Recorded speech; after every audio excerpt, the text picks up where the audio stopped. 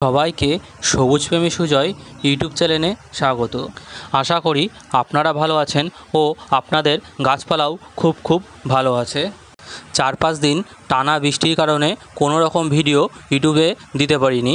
আজকের ভিডিওটি থাকছে জবা গাছের উপরে, যে বর্ষা কেটে যাওয়ার পর কিভাবে নিজেদের জবা গাছকে সুস্থ রাখবেন এবং বেশি সংখ্যায় ফুল নেবেন।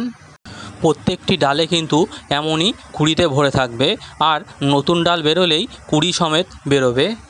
যেমনভাবে এই ভিডিওতে খাবার প্রয়োগ করা হবে, আপনারাও যদি এমনভাবেই খাবার প্রয়োগ করে থাকেন তবে খুব কম সময়ে কিন্তু আপনাদের গাছেও এমন কুড়িতে ভরে থাকবে। তাই ভিডিওটি সম্পূর্ণ দেখবেন।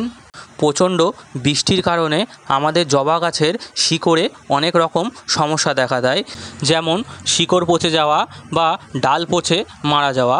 সেই সমস্যার সমাধানও এই ভিডিওতে করে দেওয়া হবে। আস্তে আস্তে বর্ষা কেটে যাচ্ছে, এই সময় আমরা জবা গাছে অল্প কিছু খাবার প্রয়োগ করতে হবে। সবার প্রথমে আমি এখানে পাতা পচা সার নিয়ে নিচ্ছি। আপনারা চাইলে গোবর সার বা ভার্মি কম্পোস্টও নিতে পারেন।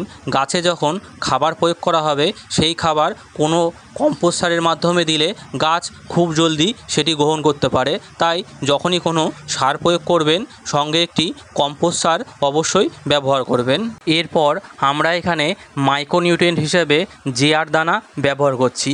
এই জিআর দানার মধ্যে অনেক রকম পুষ্টির উপাদান থাকে, যা উদ্ভিদের বেশি পরিমাণে প্রয়োজন এবং এটি উদ্ভিদের বৃদ্ধির জন্য খুব প্রয়োজন। তাই এখানে একটি মাইক্রোনিউট্রিয়েন্ট ব্যবহার করা খুব জরুরি। আপনাদের কাছে যদি জিআর দানা না থাকে তবে আপনারা সিউইড লিকুইড ফর্মে যেটি থাকে সেটিও সকালে একবার স্প্রে করে দিলে সেটিতেও এই জিআর দানার মতোই কাজ করবে। পরবর্তী খাবার হিসেবে আমি এখানে হাড়ের গুঁড়ো ব্যবহার করছি। হাড়ের গুঁড়ো ফসফরাসের চমৎকার উৎস, যা গাছকে সালোক সংশ্লেষের প্রক্রিয়ার জন্য অনেক প্রয়োজন। হাড়ের গুঁড়ো মাটিতে মিশে মাটিতে উপকারী জীবাণু সৃষ্টি ঘটায়, যার ফলে গাছের শিকড় বৃদ্ধির জন্য অনুকূল হয়ে পড়ে। এখানে হাড় গুঁড়ো আমরা 1 মুঠো অনুপাতে নিয়ে নেব। আমি এখানে একদম ডাস্ট ফর্মে থাকা হাড় গুঁড়ো ব্যবহার করছি।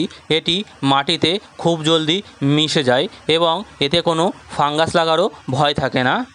পরবর্তী খাবার হিসেবে এখানে আমি এপসম সল্ট বা ম্যাগনেসিয়াম সালফেট ব্যবহার করছি। এই ম্যাগনেসিয়াম সালফেট বা এপসম সল্ট ব্যবহার করার ফলে গাছে ক্লোরোফিলের পরিমাণ বাড়িয়ে দেয় এবং গাছের পাতাকে সবুজ রাখতে সাহায্য করে। শুধু এই নয়, এপসম সল্ট ব্যবহার করার ফলে গাছের রোগ প্রতিরোধের ক্ষমতাও বেড়ে যায় এবং গাছের বৃদ্ধিও কিন্তু খুব জলদি লক্ষ্য করা যায়। পরবর্তী খাবার হিসেবে আমরা এখানে কিছু দানা ডিএপি ব্যবহার করব। এই ডিএপি ব্যবহার করার ফলে গাছের শিকড় কিন্তু খুব জলদি বৃদ্ধি নেবে, তাই ডিএপি অল্প পরিমাণে ব্যবহার করা যাবে। এবার এই সমস্ত উপাদানগুলিকে ভালো করে মিশিয়ে নেব। আমরা এই খাবারটি 1 মুঠো করে প্রতিটি টবের গাছে দিয়ে দেব। যেই সমস্ত গাছে ফুল আসছে না সেই গাছেও দেব, আবার যেই গাছে ফুল আসছে সেই গাছেও দেব। বৃষ্টি হওয়ার কারণে টবের মাটি এখনও ভেজা আছে, তাই এই সময় কোনোভাবেই টবের মাটি খোঁচানো যাবে না। আমরা টবের ঘাড় ঘেঁষে 1 মুঠো করে এই মিক্স খাবার টবের সাইড দিয়ে ছড়িয়ে দেব। এই মিক্স খাবারটি আমরা মাসে একবার করে প্রত্যেকটি জবা গাছে দিয়ে দেব। ফলে গাছের দ্রুত বৃদ্ধি হবে এবং প্রচুর সংখ্যায় কুঁড়ি এবং ফুল আসবে। প্রত্যেকটি গাছেই 1 মুঠোর অনুপাতে দিয়ে দেবেন। যদি একটু কম বেশি হয় তাতে কোনো সমস্যা হবে না। শুধুই খাবার দিলে হবে না, আমাদেরকে এই সময় জবা গাছের রুট ট্রিটমেন্টও করতে হবে। রুট ট্রিটমেন্টের জন্য সবার প্রথমে আমরা এখানে কাটিং এগ পাউডার নিয়ে নেব। এই কাটিং এগ পাউডার ব্যবহার করার ফলে গাছের নতুন শিকড় আসতে খুব সাহায্য করে। এই কাটিং পাউডার জলে গুলতে খুব সময় নেয়, তার জন্য 2 থেকে 3 গ্রাম মতন কাটিং পাউডার আমরা একটি পাত্রে নিয়ে ওর উপরে হালকা করে জল দিয়ে এমনভাবে মিশিয়ে দিলেই কিন্তু খুব দ্রুত জলে মিশিয়ে যাবে। ঠিক যেমন আটা ময়দা মাখায় অমন করেই এটিকে হালকা করে জল দিয়ে মাখিয়ে নিতে হবে। এবার দেখুন এমনভাবে মাখিয়ে নেওয়ার পর এটি যদি আমরা জলে দিই কত জলদি মিশে যাচ্ছে। দেখুন খুব দ্রুত কিন্তু জলে মিশিয়ে গেল।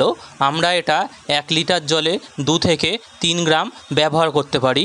পুরো পাউডারটি জলের মধ্যে ভালো করে মিশিয়ে নিতে হবে।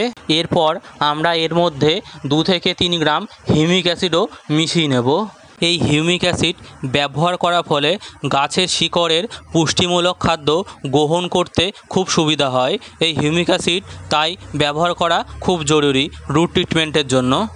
এবার এই দুটি উপাদানকে খুব ভালো করে মিশিয়ে নিয়ে আমরা প্রতি টবে 250 থেকে 300 গ্রাম মতন ভালো করে প্রত্যেকটি টবের গোড়ায় দিয়ে দেবো। এই রুট ট্রিটমেন্টটি আমরা মাসে একবার করে যদি প্রতিটি গাছে করি তবে কিন্তু গাছের চেহারা পুরো বদলে যাবে, আর একটা গাছও গোড়া পচে বা শিকড় পচে মারা যাবে না। তাই এই কাজটি মাসে একবার অন্তত করবেন। বন্ধুরা, ভিডিওটি ভালো লাগলে চ্যানেলটিকে সাবস্ক্রাইব করবেন আর কমেন্ট বক্সে কমেন্ট করে জানাবেন।